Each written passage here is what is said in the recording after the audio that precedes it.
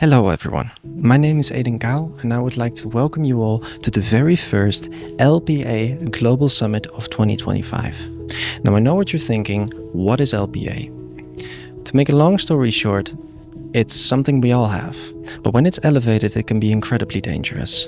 It can lead to fatal disease even.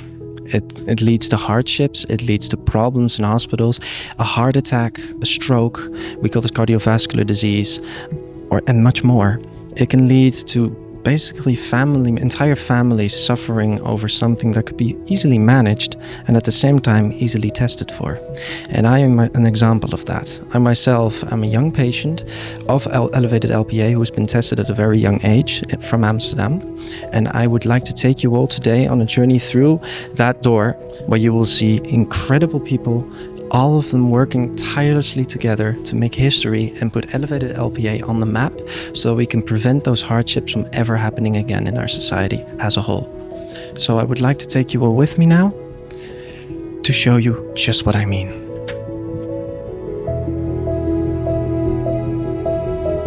Every single person in this room matters and matters deeply. The summit is a shared milestone, and today we are writing the history together. The way I found out that I had the condition was incredibly upsetting and devastating for me. I lost my mum 12 years ago to a heart attack, and then 3.5 years after that, I lost my dad as well.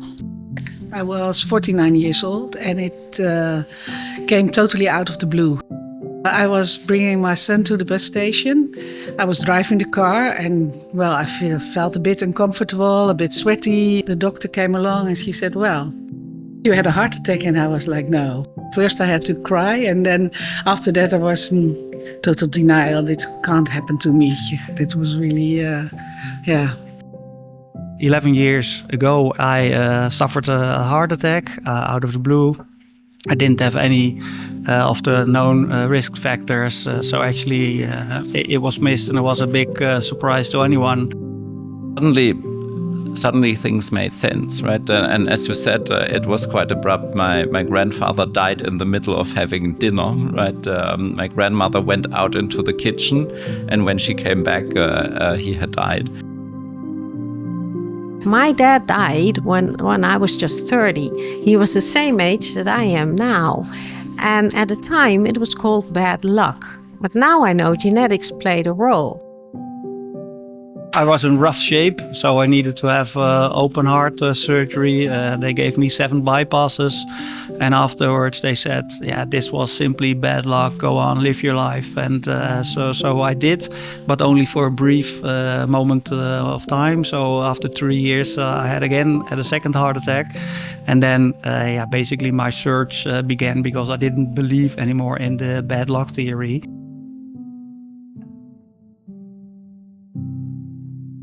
In terms of testing, we have guidelines and consensus available which clearly state that LPA should be measured in every person as early as possible, at least once in a lifetime. But only 1 to 2% of the population till now got an LPA measurement.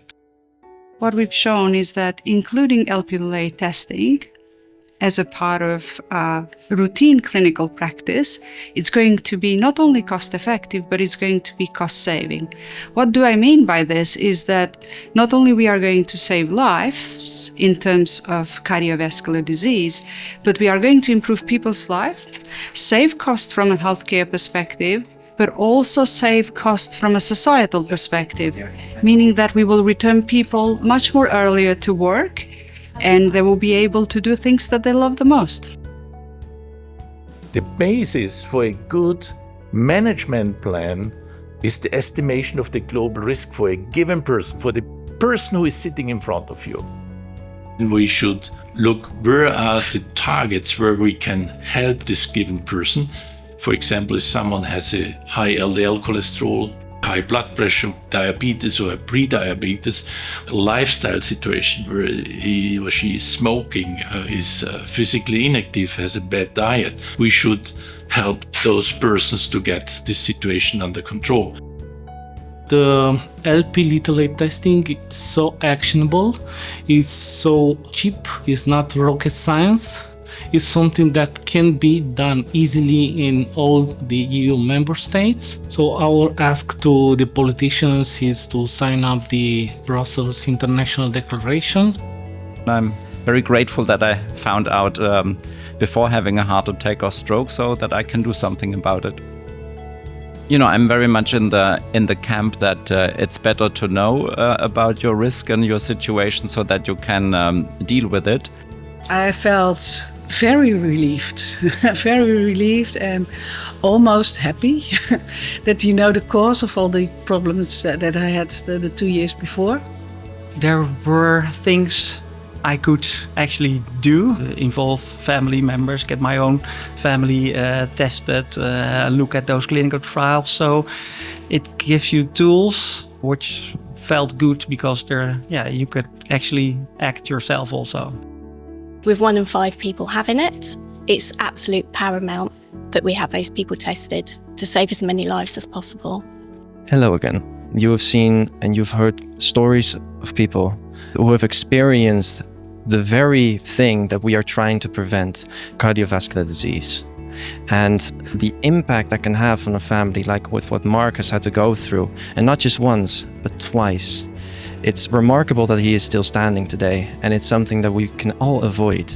So to any politician that is watching this, please support the Brussels Declaration so that we can tackle this issue worldwide, so that no one, for every generation that is yet to come, as well as for the generations that exist already, will ever have to experience cardiovascular disease as a result of elevated LPA that is unmanaged yet ever again.